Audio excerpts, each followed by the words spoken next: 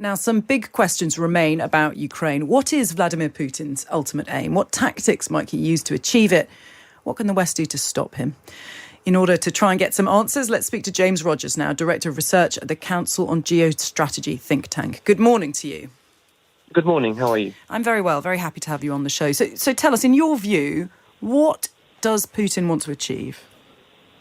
Well, I think we've heard a lot in recent weeks from all sorts of people, including the regime in Moscow itself, that the main concern is pushing NATO or preventing Ukraine from joining NATO. Now, I actually think that most of that is entire nonsense, and actually it's pushed by the regime in Moscow to get us talking among ourselves and not focusing on the actual issues at hand. I think the major thing that Moscow or Kremlin is trying to prevent in Ukraine is the development of a stable, democratic and prosperous country.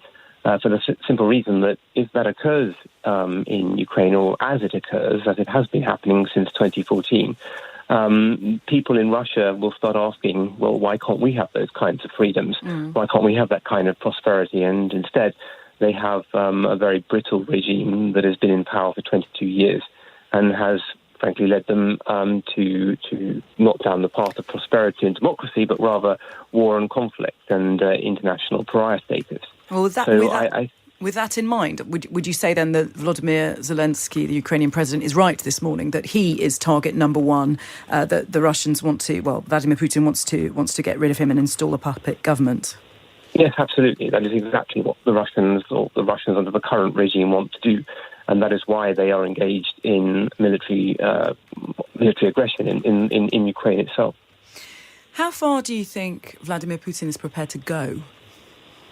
Well, I think he's prepared to go almost to any level. I mean, he has now initiated a completely unprovoked military attack on a neighbour.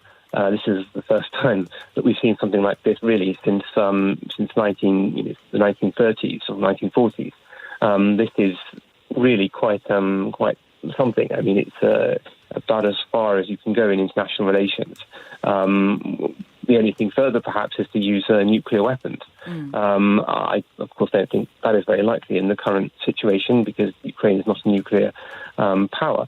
But nonetheless, initiating a series of military strikes, a war of aggression, if you will, against a neighbour is unprecedented. And the international community is increasingly, I think, concerned about the wild and unruly behaviour of the Kremlin. And how much do you think the sanctions announced yesterday by Boris Johnson and Joe Biden, how much do you think they're going to make a difference in terms of influencing Putin's strategy?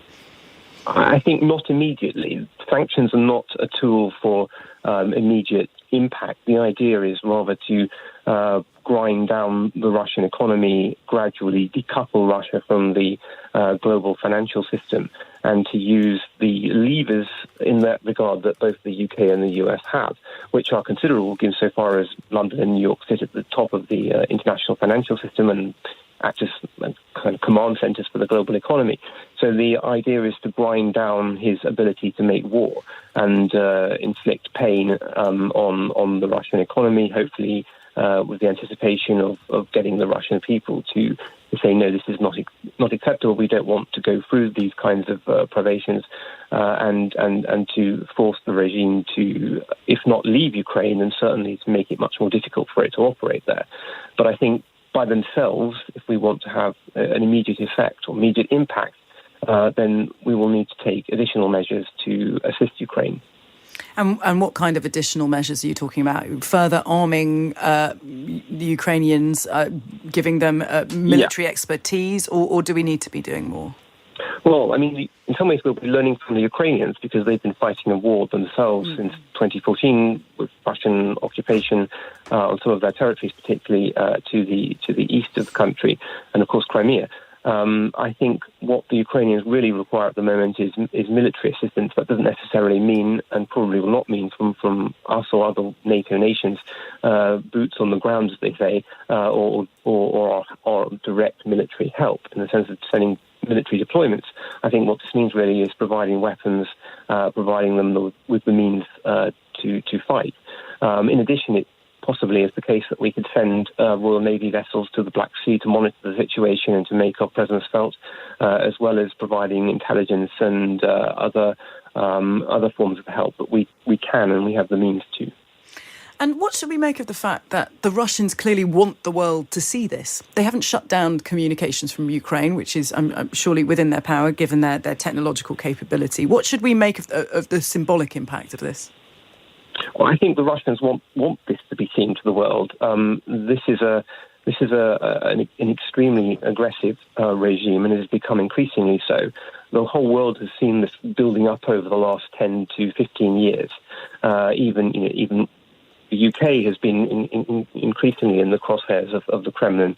So I think this is a deliberate. Yeah, I think you're right. This is a deliberate strategy on their part to spread fear and intimidation of the nature of the regime and how far it is prepared to go to get its way.